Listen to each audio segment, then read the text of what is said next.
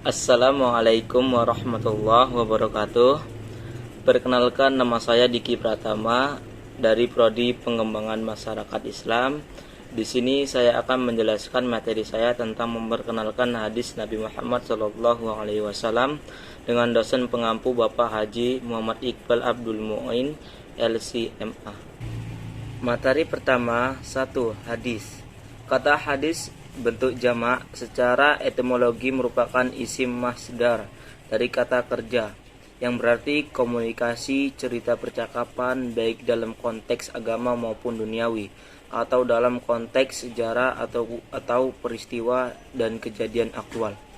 Menurut MM Azami, penggunaan kata hadis dari sudut kebahasaan dalam Al-Quran ini antara lain komunikasi religius, pesan atau Al-Quran sebagaimana terdapat dalam Quran surat Al-Zumar ayat 23, cerita duniawi atau kejadian alam pada umumnya seperti dalam Al-Quran surat Al-An'am ayat 68, cerita sejarah sebagaimana terdapat dalam Quran surat Taha ayat 9, rahasia atau percakapan yang masih hangat sebagaimana terdapat dalam Quran surat At-Tahrim ayat 3.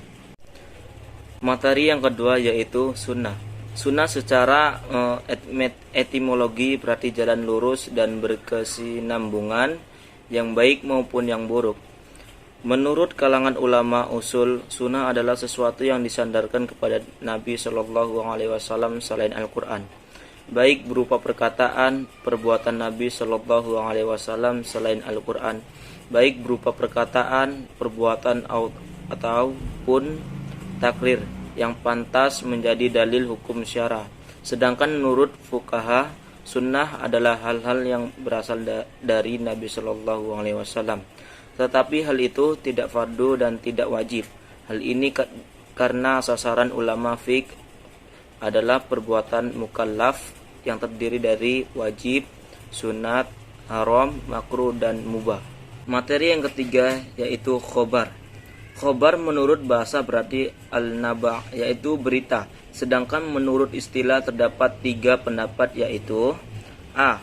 Khobar adalah sinonim dari hadis, yaitu sesuatu yang disandarkan kepada Nabi SAW dari segi perkataan, perbuatan, takrir, dan sifat. B. Khobar berbeda dari hadis.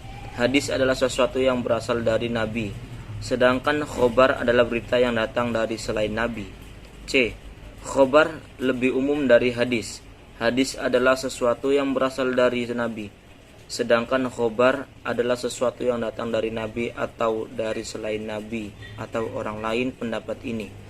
Maka seorang ahli al-hadis atau ahli al-sunnah. Materi yang keempat yaitu atsar. Atsar secara etimologi berarti baqiyat al-sa'i, yaitu sisa atau peninggalan sesuatu. Sedangkan pengertiannya secara terminologi ada 2 pendapat. 1. Atsar adalah sinonim dari hadis, yaitu segala sesuatu yang berasal dari Nabi SAW. Dan 2. Atsar adalah berbeda dengan hadis, yaitu yang artinya sesuatu yang disandarkan kepada sahabat dan Nabi yang terdiri atas perkataan dan perbuatan. Yang terakhir yaitu kedudukan dan fungsi hadis. Pada masa Rasulullah SAW tidak ada sumber hukum selain Alkitab atau Al-Quran dan Al-Sunnah. Di dalam Allah Subhanahu wa Ta'ala terdapat pokok-pokok yang bersifat umum bagi hukum-hukum syariat, tanpa pemaparan rincian keseluruhannya dan pencabangannya, kecuali yang sejalan dengan pokok-pokok yang bersifat umum.